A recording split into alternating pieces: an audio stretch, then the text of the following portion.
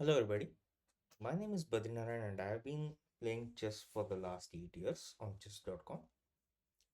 Recently, I decided to share my chess journey with all of you, documenting my games, commenting on my games, trying to explain why I made a particular move, why this particular move is good and the others are bad, and all that. And today, I wanted to show some games from this collection, which is termed as the Rook. You all know what it is. I mean, I'm also a big fan of Gotham Chess, although I'm not subscribed to his channels.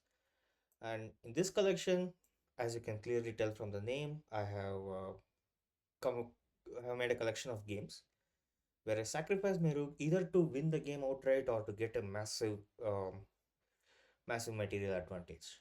So yeah, I'll just start with the games and yeah, do tell me like how you like the video and most importantly, like what all you didn't like about the video. So let's start. The first one is quite an old game, August 9th, almost, yeah, 4 months ago.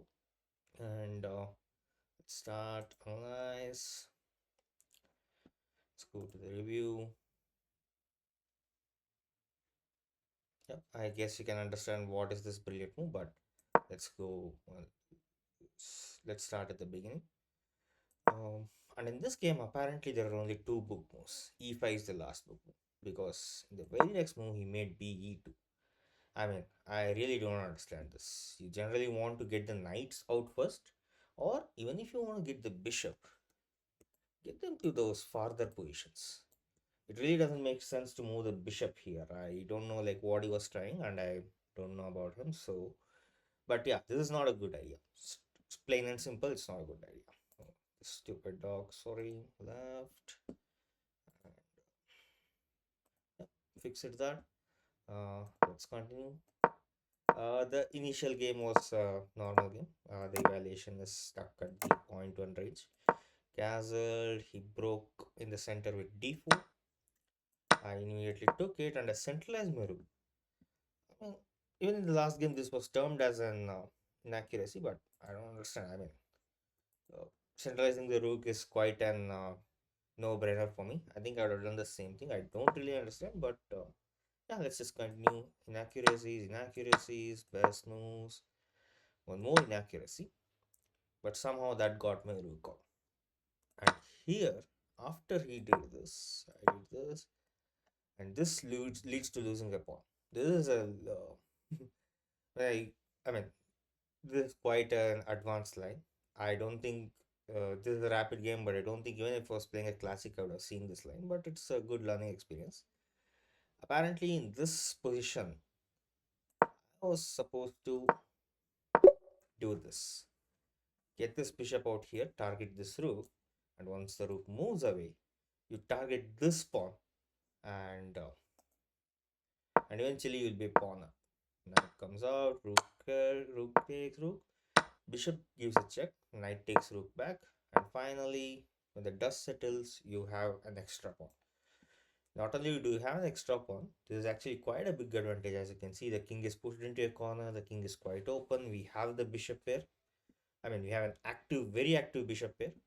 So, yeah, I need to keep this in mind if I ever get this position again.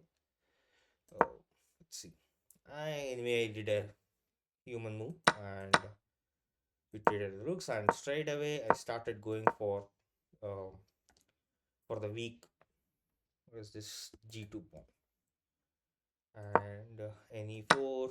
I traded the knights and brought the rook out. This is a good move. At the time I really thought this was a great move, but apparently it's just a good move. And I just lined up both my rooks on this weak g2 pawn. And while it looks scary, as you can see from the UL bar, there's really just nothing here. He just has to move the pawn, and if the worst comes to the worst, he will trade the queen for the two rooks. And believe me, that is not a good trade. If you trade both your rooks for the queen, it's not a good trade. So it has g3, and at this point, I was like, okay, I don't know if this is the best move or not. I'm just committed to it. I'm just gonna go for it. Uh, and thankfully, I played a best move, but I really didn't know that it was the best move that time. He makes king g2. I push the pawn again. And here he made the blunder.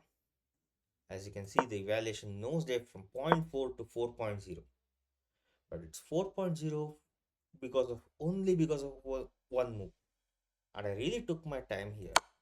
And oh, okay, it looks like I spent only 48 seconds. I really thought I spent more time, or maybe it's his time. 802, 732, 30 plus 48. Um, okay, I really thought I had spent much more time in this move. Uh, I mean, I can understand the issue. The big issue here is these two squares. Oh, why is it showing yellow? Which one is red? Command is red. Oh, okay. So these two squares are out for the king. And obviously, the king cannot take his own pawn, so he cannot come here. The king has to go here.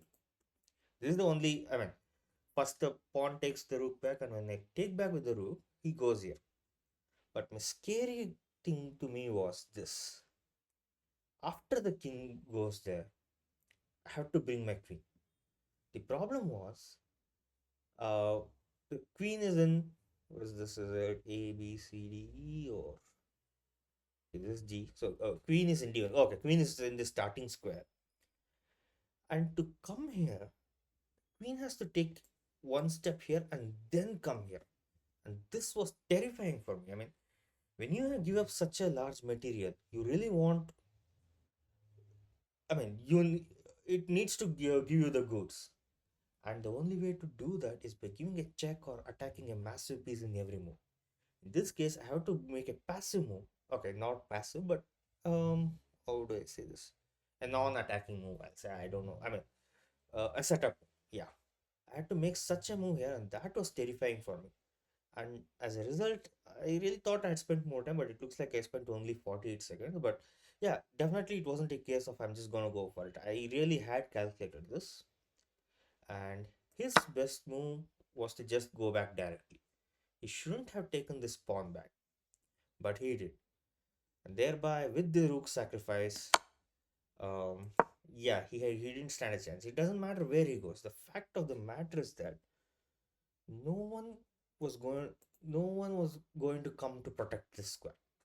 The rook can't come here. He's blocked in by his own queen. The rook is blocked by his own king, and the queen is just blocked everywhere. There's just no way for him to come to this particular square after this move. And just like that, he resigned. Believe me, it was really fun when I was playing the game. I mean, when you're playing the game, you don't get this eval bar or you don't get this review. So it was a little bit scary, but I was really happy about this game. Let's go for the next one. This one was a little bit okay. This one was a little bit more. How do I say this? It's not exactly a sacrifice, or the rook sacrifice wasn't the reason why I really won this game, but it really helped me get out of a tough situation. So let's start. He did d4, and like I said in my previous videos, these days I am meeting d4 with nf6. The idea is this is a very good counterplay against London. If his bishop comes here, I put my pawn here, and even if he takes the pawn, I definitely get that pawn back.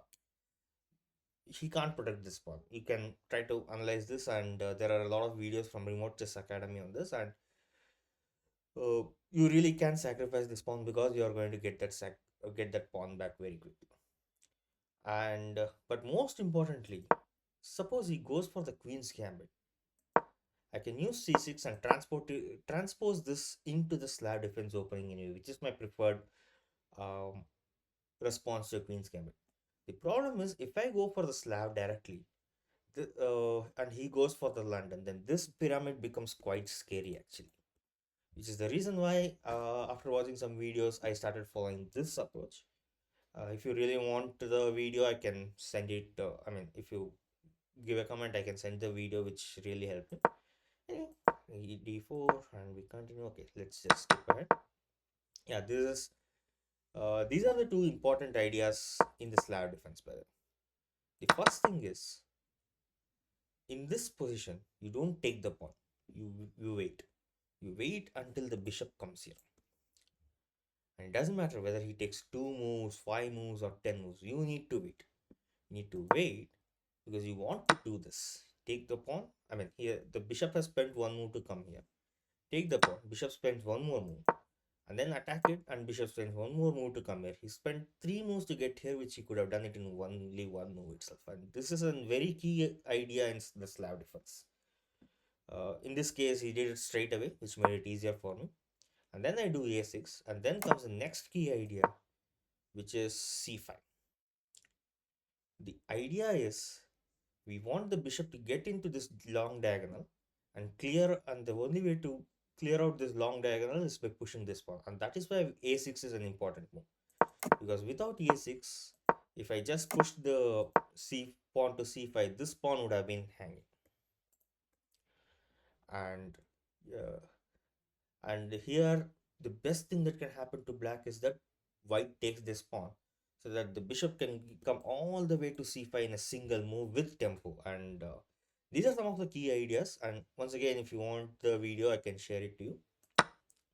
And once again, he did that, he castled, and from here on there are normal moves. And at one point I spent 4 minutes to make a bad move. Let's see if it's now.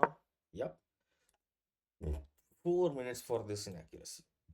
And let me tell you guys, it doesn't feel good. I don't really remember the exact thought process, but I guess I just wanted to preserve this knight. But there are a lot of other better ways to do that, and this pawn wasn't hanging anyway, so this move was not required at this instant, which is why it's termed as an inaccuracy. But yeah, let's continue. And he made an inaccuracy, and I made one more inaccuracy. I kept going. He wants me to move this knight, but yep. At this point, I lost that pawn. I don't really think what I was fully going for. I just want to set up this battery, I guess. But I should have protected this pawn first. I missed it and I lost that pawn. I made one more inaccuracy. Once again, the rook centralization is termed as an inaccuracy. I don't understand. I think I would have done the same thing. Only in this case, the problem is that I'm going to get double pawns. Yep, this is an equal trade. You capture back. Okay.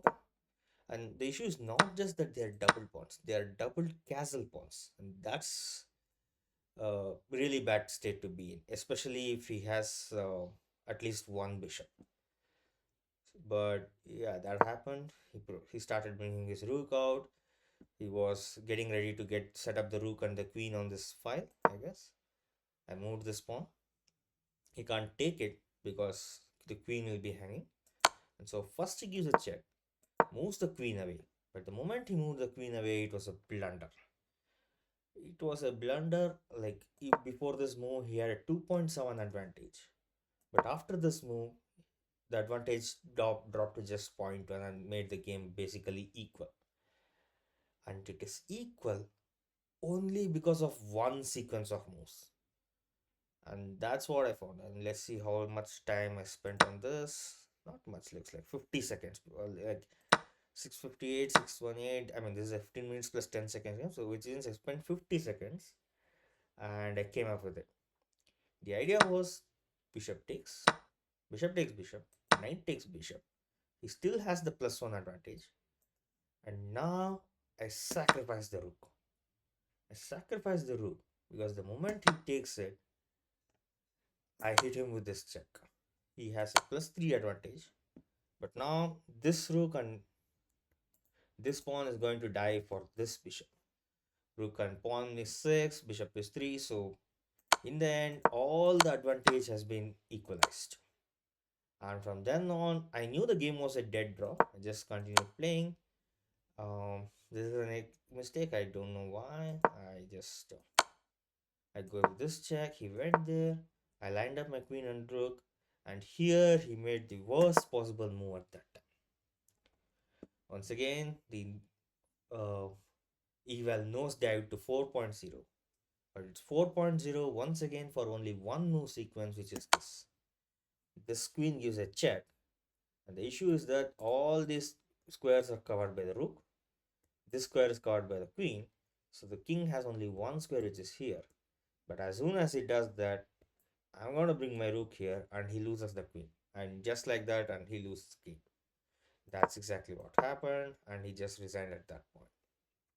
Like, uh, yeah, I mean, I was really happy at the end of this game, but in a way, but this game was a dead draw before this.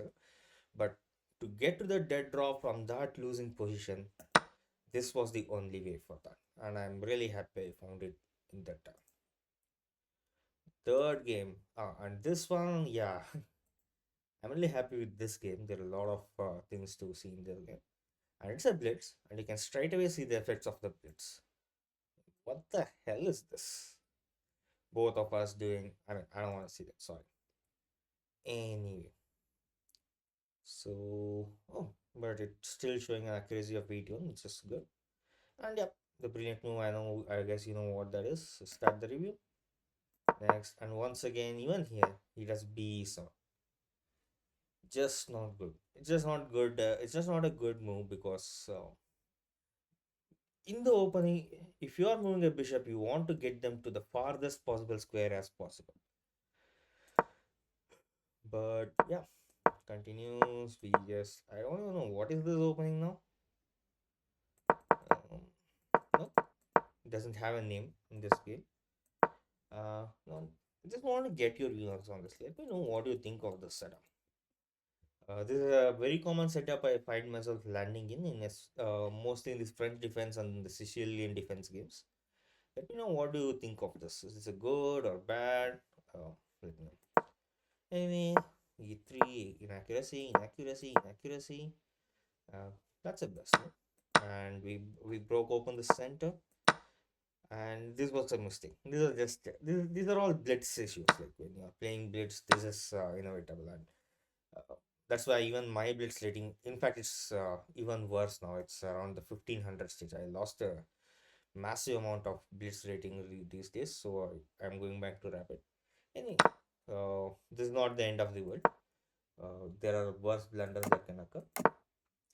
Castle brought the knight out, and here he did that. I don't think so. I don't think so that I would have done this. I was really eyeing breaking open these two pawns using this pawn. That's why I did that. And here,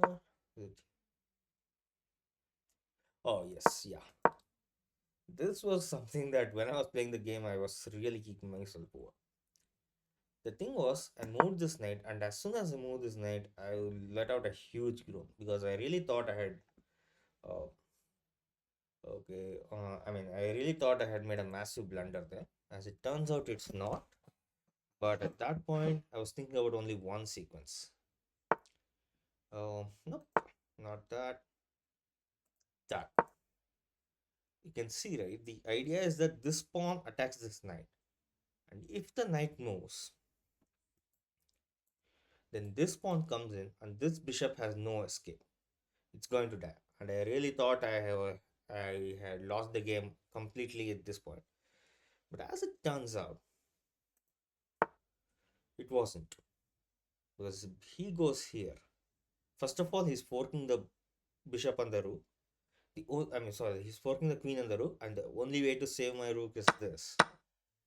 And it looks like done. Black has really gained a lot of material here, right? I just push the pawn and I get this bishop. But as it turns out, the moment I take this bishop, it's dead because of this battery. Uh, Definitely, I don't think even if this was a classical game, I would have seen this particular thing. I don't know if he didn't do this because he saw that or if he just lucked out. But while playing the game, I really thought I was done for. And when he did this, I was like, thank God. As it turns out, things would have been much better for me if he had gone for it. But anyway, let's continue. G5, pawn moves, and yeah, the game continued like this. I broke this open. I got the rook into the open corner file. Got the rook to the end. And now Now all my focus was on this pawn. I knew this was a posset pawn and I knew I had to pay attention to it. But my thought was that the queening square is covered by the queen. And anyway, he's going to lose this bishop. So this rook also can come and cover this. So, which was a wrong calculation, by the way. I did underestimate that pawn, but I continued. So he did that. This was a miss. I don't know why. And I just traded this off. Oops, sorry. At this point, he has a 2.5 advantage because of this pawn. All he needs, see, the key is that, uh, once again, I'm picking words from Gotham Chess. The two important things in chess to evaluate any position is two things. One is the material advantage and the other is the king's safety. In this case, I have the material advantage, but the king is not safe. The king is like, bring me my brown pants because this thing is going to come down soon. This thing is going to come down. The queen can come to support this, and all of this will happen. The only thing on my side is that his king is also not safe. Neither of our kings are safe in this position, and that was what I was counting on. But I knew that as soon as he brings this rook here, I all my forward attack is gone, and I'll have to. And then with this passed pawn, I knew something was wrong. Uh, in this case, I was evaluating two things. One is rook coming here, and the other is bishop going there. What is this strange thing? I don't understand. Huh. And even to me, bishop going there seemed like the better choice because you gain a tempo on the queen, and you can use that tempo to bring this queen here and support this. But as it turns out, bringing that bishop back there was a massive blunder. I mean, look at this. From minus 2.5 went all the way up to plus 5.5. That's an 8 point. What's the word? Ah, what's the word? What's the word? Shift is oh. Okay, that's an 8 point transformation. Sorry, I forgot the word. But here it is. Once again, the evaluation is plus 5.57. The evaluation is plus 5.57 only if you can find the one move. And that move is the rook. You have to say, White had to sacrifice the rook here. There was no other option for it. Any other move in this position, White would have lost. But this sacrifice is brilliant. It's brilliant because while I lose the rook, the king cannot escape now. BD4 plus, and straight away I'm going to pick up the pawn, uh, but obviously I'm not going to do that. Now he went KG8. Okay, now for him, look at this. No, sorry, all these squares are gone. The only square he has is this, and I calculated this one. As it turns out, that wasn't even the best move for him. The best move for him was to bring the queen out, sacrifice the queen, sacrifice a full queen, because that was the only way the game was going to get. And if I show moves, bishop takes queen, pawn takes bishop, queen takes king, and queen takes pawn. Yeah, okay. Queen takes pawn, and from then on, these two posset pawns supported by the queen, there's no hope for this rook and this king. But he made my life simpler. Queen takes g4, check, and mate. In fact, this was the only line which I had analyzed. I analyzed that he would bring the king here, and still this is mate.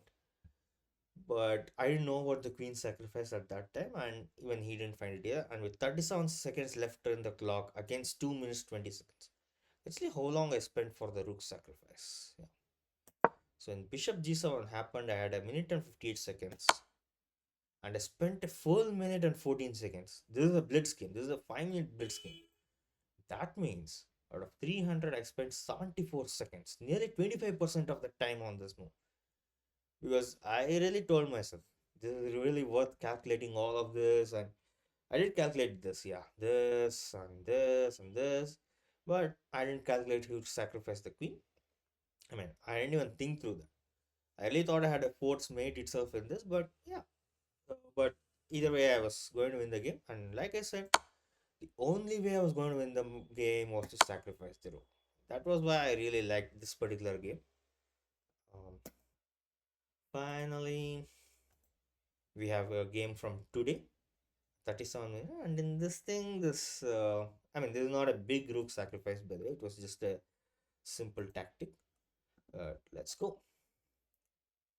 Perseverance bang. Yep. An accuracy of 87.3, and you see the brilliant move. He made one blunder. Okay, start review. Joker piano game. I think here we just these are all normal moves. This was a blunder, and I did calculate it actually. I did think through the fact that I can now take this thing.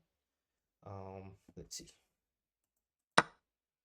Knight takes knight, bishop, and it doesn't matter what he does. The idea is that I always get that extra pawn, and not only do I get that extra pawn, the rook has the open file, and can very quickly double the rooks as well. Sorry, sorry. The rook can this rook already has the open file, and then very soon I can get this rook also here and get it here. So I would double the rooks. 19 points of material coming in for this f7 pawn. That was the idea here, but I think I was a little nervous, uh, I was a little nervous thinking that suppose I do this, he does this first, and then I may not be able to win back all the material, but that wasn't the case actually, as per the review. Anyway, continue with this, and I got my knight into this juicy square. Juicy, what is this? F4. F4 for black, F5 for white. These are protected by this pawn. Is a very juicy square for the knight, especially if the king castles on the king side. In this case, the king castles on the queen side, which means that this is a much less powerful square. But I was really happy when I got my knight here. He brought the rook. Yes, and this was straight away mistake, bringing the rook there. The idea was, even if he takes the rook back, I get the knight. But he shouldn't have done that. What he should have done is, does this. Okay. Um, but yeah, I don't. Yeah, got it. I even calculated this, and my thinking was, at the very least, I get out of this double pawn situation. And that was instead of this, my position would have ended something like this, and that, which means that knight, which means that I have a much better pawn structure, and I also have this knight on a very powerful full square. So that was what I had calculated. Thankfully, he made a big mistake, and the eval bar straight away gives a big advantage to me. I took back, and I brought my knight out, brought the rook, brought the queen, still under. Oh, and there's one more. Yes. Um, there are two contradictory principles here. One is, to trade equal pieces is always a mistake. Like, I'm not talking about me taking, I'm talking about him taking. But at the same time, you need to look at your side of the board and try to find the most active piece and neutralize them. I suppose based on that idea, this move is good, but at the same time, trading equal pieces is generally not good. I mean, if you are initiating a trade of an equal pieces, generally it's not going to be good. Generally, that just gives the initiative to the opponent. That's what I can think of. Of course, if you are going to do that and then two moves later you get some pawn advantage, but then that's not an equal trade. That's a tactic. This particular case is just an equal trade of two knights, and I knew that I was straight away taking over the game.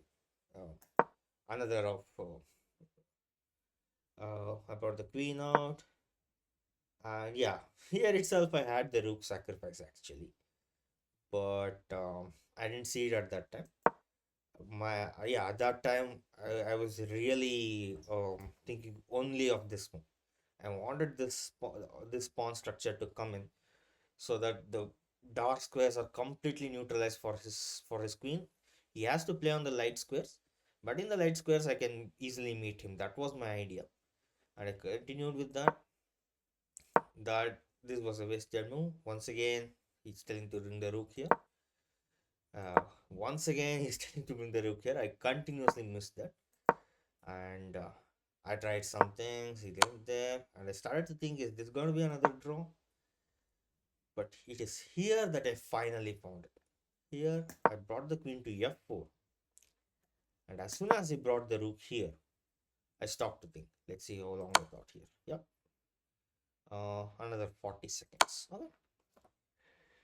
The idea was, I mean, generally when you are surrounding the king with these many pieces, uh, you you always have a big tactic here. That's the kind of mindset you need to think through. So you need to think through this, and you need to think of all the checks and all the captures and attacks. This particular case, I started thinking about this, and once I started, it was a fairly simplistic idea. First, get the rook here. Uh, he can't just move the king away because that would drop a queen. So his only option is to take it with the pawn. And as soon as it does that, queen comes here, gives a check, forks the king and the rook. The king, the king cannot come here. What's this? I mean, not option. King cannot come here. King cannot come here. King has to abandon the defense of this rook, and this rook will drop. In this case, all I'm getting is an extra pawn. But I really thought through that for 40 seconds, and finally I made the move. And it's brilliant. You left your rook vulnerable, but it was a brilliant sacrifice. You found a way to win a pawn. But frankly, it's much more than that actually. Once again, he pawns the take. I jump in with the queen, and the plan went off without a hitch. And as soon as he did that, oh, okay, I thought I brought the rook out immediately. Oh, yeah, but this was an even better move. Now I have a passed pawn. Now I brought my rook. With the queen and rook there, it was game over for him. There was really no hope. And once again, I pushed the passed pawn. And here, I spent another, much is it, 24, 35 seconds. Because there are a lot of tempting moves. But for example, one of them, this one, okay, I thought this one nearly equalized the game actually. But as it turns out, that's not the case either. But it definitely gives away a lot of the advantage over here. But in the end, I settled for this. I gave up my queen. So this is not brilliant, is it? Okay. But as soon as it takes back, rook comes to the last rank. And he had one last hope. Queen to g4. I make a queen. And he gives this check. And this is his last hope. Here, if I make a move like this, gone. Sudden death. All the effort I did here, getting two extra pawns, making brilliant rook sacrifices, opening up the king, all of them goes to waste because of m2. Uh, Queen goes to c8, r comes here. Yep. Okay, sorry. ah8. So queen comes here. The only option for black is to bring back the rook to block the check, and then queen takes rook and it's dead. So this was his last hope. This was the last stand he was taking. But I was alert. I had calculated all through this. I brought the rook to block the check. He gave one more check. I brought back the rook again to block. And this time he had no more checks. I mean, he has one check, but it's no use. Like, um, sorry, can come here. But then king goes to the side. And from then on, the king is safe. And this queen and this rook is going to win the game. That's exactly what happened. He just resigned. So let me know about the games and how you like the games, and more importantly, how what all you didn't like about the games and my video. Thank you all for today.